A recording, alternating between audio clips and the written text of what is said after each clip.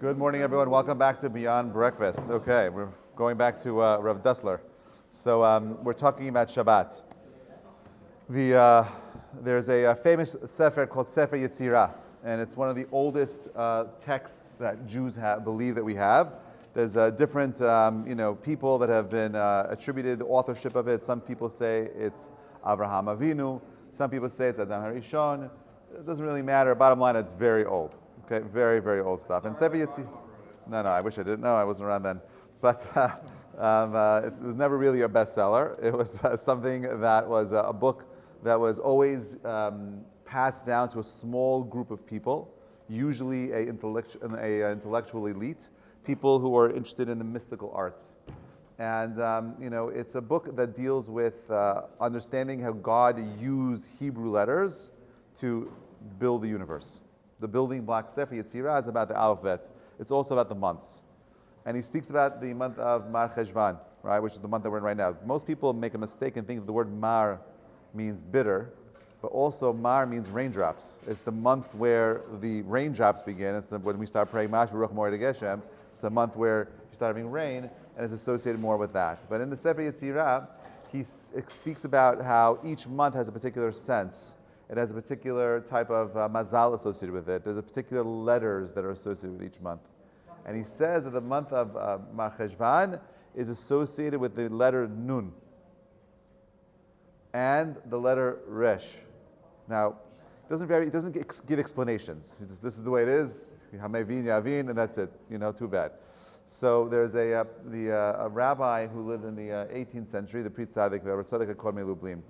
And he gives a little bit of a explanation. He says that the Nun is always, what's that? The final letters, like Ma, Resh, Shvan. Okay, it could be. He doesn't say that, but he says something different. Each letter has a particular story that it tells. It's not just a letter. It's not like in the English alphabet you have an icon for A and B. There's no real meaning. They just took. For us, we believe that each letter, aside from having a sound that is associated with it, there also is a particular lesson that the letter itself is teaching us. That's right. Each letter, all of them. Aleph is a Vav and two Yuds. It's the beginning. The Bet is the bracket. It's the Bayit. It's the thing that's the house of creation, Bereshit. Anyway, so he says that the Nun is always referred to Noflim. Nofel, right? We say it in the Somech Noflim, right? And therefore, the month of Cheshvan is associated with this idea of falling, right? Now, we can understand why. And he says the Resh is for Reach. Now, I believe there's a correlation here between these two things, and I'm going to try to explain what they are. Have a great day, Rabbi. Thank you so much. Thank you, Rabbi. He says as follows. He says that the Nun for Noflim is obviously in the month of Cheshvan. There are no holidays. And there's automatically going to be a spiritual decline. We just finished a whole entire month where every single day Kimat had some kind of mitzvah, leading up to Rosh Hashanah, Selichot. From Rosh Hashanah till Yom Kippur, you have a sentiment Teshuvah. You have the Teshuvah process. Yom Kippur till Sukkot is the process of going out and building the Sukkah. Then you have all Sukkot. You have all these days with tremendous amount of simcha, of avodah, and then all of a sudden, boom, it's empty. And it's very easy to walk away with so much avodah and have a yerida and to be nofel. And therefore, the month of Cheshvan is always associated with this idea of falling, because you can't maintain that spiritual heights when you don't have the holidays there to incentivize you and inspire you with a family. And so we had the zechut of eating 29 meals together over the holidays, right? That's a lot of food. So what is Reach? Reach is fascinating. Reach is one of the only senses out of the senses of the body that was not associated with the cheta of Adam HaRishon in the Garden of Eden. And therefore, the Mekubalim say that Reach is one of the few senses that is still the way God intended it. It's not tainted. Every other sense was corrupted through the eating of the Eitz Hadat Tov Hara, except for Reach. Now, what is the special power of Reach? Is that Reach, if you've ever had a mom who liked to bake, right? She can make all the cookies, and I've had this. My wife does this. I've come home and I'm like, "What did you make?" She's like, "It's gone." I'm like, "What do you mean it's gone?" The kids like they come and they just ate everything. It's just gone. I'm like, "But it smells so good. It's gone." So Reach has this power of the object that is creating this smell, even though the object is gone, but the reach has a power of staying there, right? And therefore, part of the avodah of the month of Cheshvan is tapping into the reach, right? What is gone can still be here if you're spiritually attuned to it. Now, I wanted to start out this way because we're talking about Shabbat. And yesterday, Rabbi Dessler spoke about this idea that, part of what we want to do is we don't want Shabbat to infiltrate, the work week to infiltrate Shabbat. Rather, we want to bring Shabbat with us into the work week. And part of what we do on Motzei Shabbat is we have the Havdalah, like I mentioned yesterday, and we do the Besamim.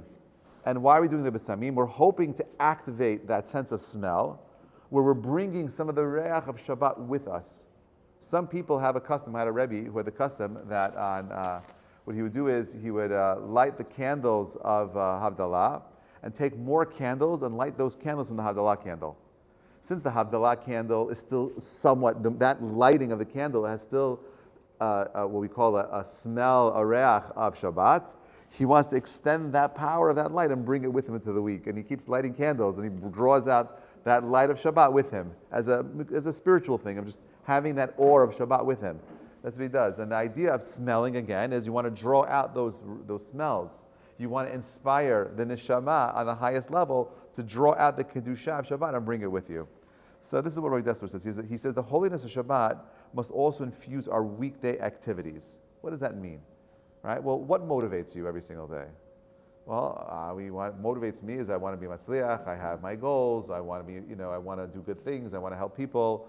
I want to make money. I want to go on vacation. I need to buy clothing. I gotta, whatever it is, I gotta do my things. Wedding.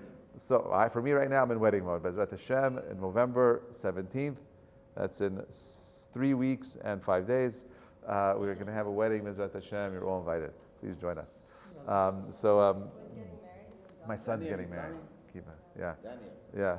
Of course he's going to be there. I'm going to dance with him. Anyway, so no, this is not my son. I mean, he's my son. He's a brother. He's a brother from another mother. Anyway, so we have this idea of bringing Shabbat into our work week, and by the way, we say it every single day. What's today? Today's Tuesday. No, today's Thursday. Sorry, wrong T. Hayom Yom Chamishi. To what? Shabbat Kodesh. Why do we do that? Because every single day in the tefillah itself, the avodah is, well, what am I doing today that's drawing me into Shabbat? Right? And I get this all the time. So many young people tell me, Rabbi, I don't feel Shabbat, or my children, they don't experience Shabbat. What could I do? And I tell them very simple. If you're not doing something to prepare for Shabbat, if you're not investing in the activation of Shabbat, you will have no connection to Shabbat. I feel connected because every day I think about, oh my gosh, I can't wait for Shabbat. Today's the second day. I'm 5 days away from Shabbat. I'm 4 days. I'm 3. I'm 2 days. I'm 1 day away. I'm counting every single day, and more than that, when I go out and I buy stuff, I'm buying it for Shabbat Kodesh. Right? I have special clothing I buy for Shabbat. I have each one of my children has a special avodah, a task that they're responsible for Shabbat. Whether it's setting up the candles, whether it's cutting the papers for Shabbat. Yes, I make them do it. Even though I could buy it, I need to give jobs to people. Setting up the table, putting out the dishes, the cups, the forks. Everyone has to do something in preparation. If you're not investing in doing something, and I tell girls or boys who are single and are what could I do? I'm like, well, don't just buy the challah. If you can, bake the challah. If you can, do something unique that you would never do on your own for Shabbat to build that relationship. The more you build a relationship, the more you will feel it. He says, but one may not become so absorbed in earning a living that one loses sight of the purpose of all of our striving, which is coming closer to God. Remember when we spoke about Rav Dessler, he said the whole entire purpose of avodah, maseh matan, the whole concept of business is for you to find God in your business. Find God in every single deal, because none of it makes sense. It's all from Hashem at the end of the day. So he's saying like this, but more than that, the way we experience God at the clearest, the highest, the zenith experience of Hashem is on Shabbat, where I have no distractions and I recognize everything is from Hashem. Just in the same way that God created the whole entire world in preparation for a Shabbat, right? God finished creating everything. What does Shabbat mean? It means to rest, to complete, to be shalem, to be whole. That's what we want on Shabbat. If you're actually able to prepare properly during the week, think about it. You can't cook on Shabbat. Everything has to be made before Shabbat, right? The whole preparation, the idea is that it's finished. I don't want to think about anything. I don't want to think about which lights I'm turning on and off. I want to have a complete cessation of all gashmi things, so I could truly create a space for me to connect to the ruchniut. You cannot make anything for the next week. Correct. It's you're not allowed to, right? It's that for that one day. It's interesting. Like Elon Musk was interviewed yesterday, and I'm a big Tesla guy, and he's talking about his idea for the future of Tesla, the company. And I really think that if you're an investor, you should buy as many shares of Tesla as you possibly can. You don't own enough of it, right? If he's right about his artificial intelligence, his company between his cars are really robots with wheels, right?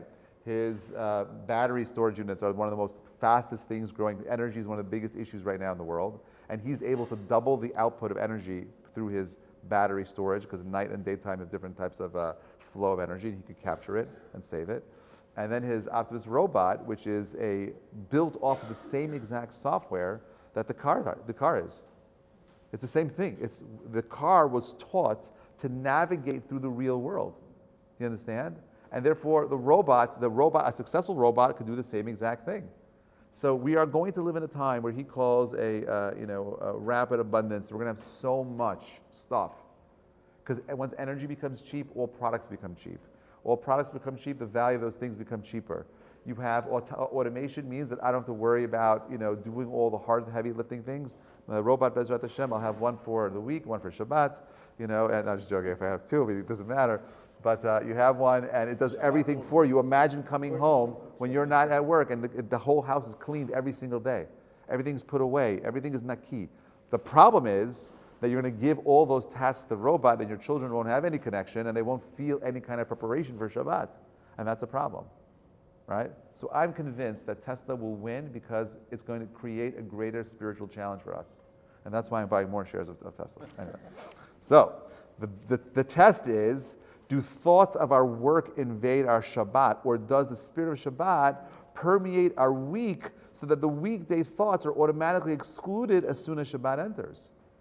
And there's two ways of entering Shabbat. There's one way of entering Shabbat where you're the last minute. I have 5 more minutes. You're rushing. But the proper way, by the way, to enter in Shabbat is to say by Chatzot, midday, I'm already preparing for Shabbat. I'm not doing all that. I want to go in properly. I want to do my exercise. I want to do my breathing, smell the flowers and blow the soup, right? I want to do, I want to spend some time preparing, read something on the parasha. I want to finish the parasha. I want to be in a state of calmness. I want to be in the Knesset 15 minutes earlier so I get the right seat. So I'm calm, I'm not rushing. The heart isn't pounding from running to the Knesset because you're missing, mincha and whatever it is. You want to be organized. And if you rally around Shabbat, you can reorganize your whole entire life.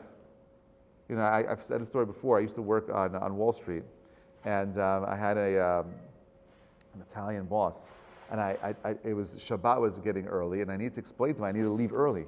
But on Wall Street, you don't leave early. You've got to finish to 4:30. Don't clock out. But I had to be home. I had to leave. I had to be on the train already. I had to be. Shabbat was starting at 5:10. I had to get out by 3:45. He's like, his name was Tony. He's like, Reuven, you can't go. Just give me 10 minutes. I'm like, Tony, you don't understand. I don't have 10 minutes. I'm going to be 10 minutes late. Shabbat. He's like, okay, give me 5 minutes. I'm like, no, there's no bargaining here. I'm not negotiating. I need to go, So he's like, I said to him, I'm like, I realize he won't understand. There's no concept of Shabbat starting at 5:11. I got to stop. That doesn't work in the non-Jewish world. You're always on. So I tried speaking to him in terms that he can understand. I said, Tony, if I don't get home by 5:11, I will turn to dust. He's like, oh, Reuven, you should have started with that. He's like, go. He's like, just leave. But the idea that you don't have an extra 5 minutes for me is crazy. But we don't have it. It's all for Hashem. So, what we want to do is we want to strive for something different. He says, this is the meaning of Zachor the Shabbat, right? V'kachehu, right? Remember the Shabbat and keep it holy. Remember the Shabbat during Shabbat day, during the week, and arrange your business activities in such a way that you'll be able to take your mind off of them on Shabbat. That's what I want. But if I'm not organized during the week to have the Shabbat experience, you, my friends, will have a duller experience. You want to be able to inhale Shabbat and bring it with you. It has to do, Hakol Halech Achar HaHatchala. It all goes after the beginning. Hakol alech achar harosh. How you start things. How you start things will determine how you end things. B'ezrat Hashem will continue tomorrow. Have a great day, everybody.